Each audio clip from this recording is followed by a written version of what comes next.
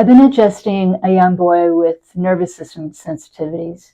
He has discomfort with certain fabrics he's wearing, and when there's tags in his clothes, and he has his position sense is off, and so he's often bumping into things and people.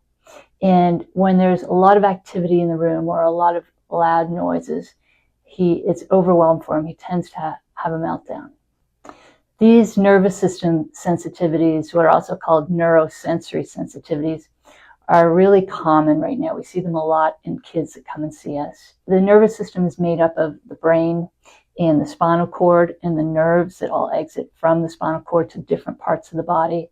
And when there's some interference or dysfunction in this pathway, that doesn't allow the brain to communicate properly with the body, or the body to communicate properly with the brain.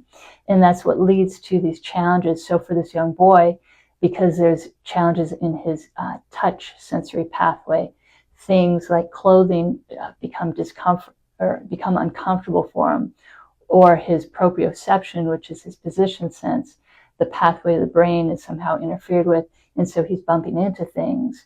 And then when there's this overload of sensory information coming in from the body up into the brain, it becomes too much for the brain, and that's what leads to meltdown.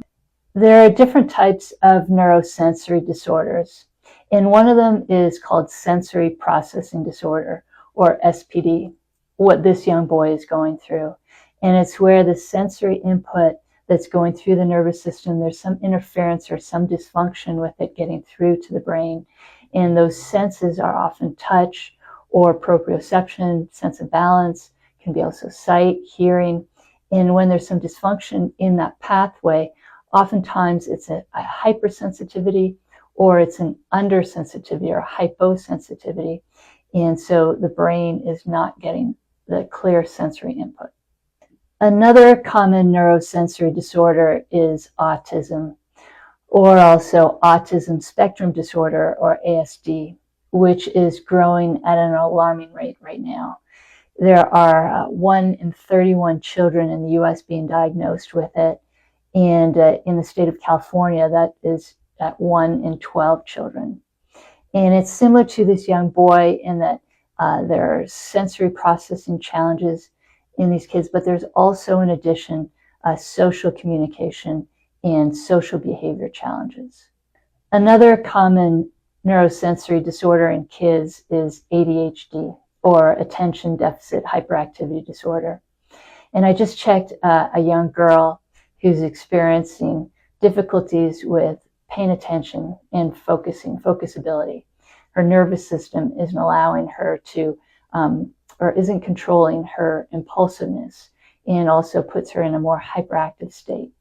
So how does chiropractic help? As expert pediatric chiropractors, we focus on the nervous system and communication through the nervous system. So wherever there's dysfunction, we aim to restore or rebalance the communication from between the brain and the body, and the body and the brain. So how does chiropractic help? As expert pediatric chiropractors, we focus on the spine and nervous system.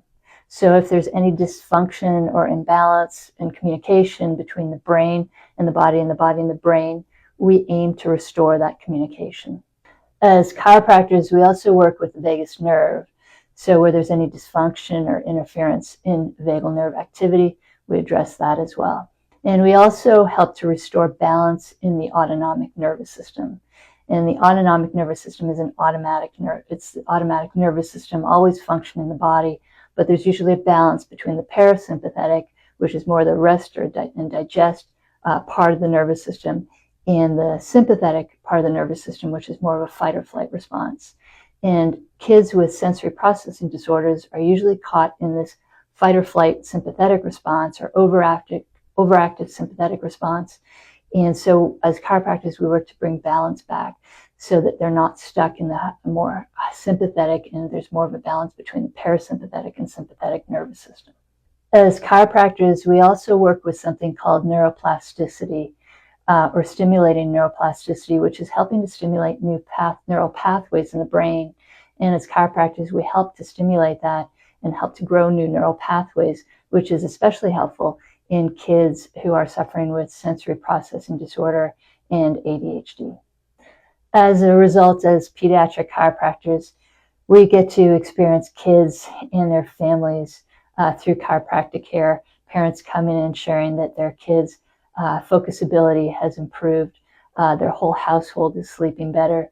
They're noticing better emotional regulation or emotional control with their kids, and also their kids having better coordination, better posture. And it's amazing when we work with the nervous system, how kids can then live up to their most optimal potential. If your child is suffering from sensory challenges and has not been checked by an expert pediatric chiropractor, we recommend that you have them checked. And we welcome you, if you are in our South Florida area, to Great Life Chiropractic. You can see our contact information below. And if you're not in our area, if you check in with us, we will refer you to an expert pediatric chiropractor close to where you live. We wish you many blessings and have a great day.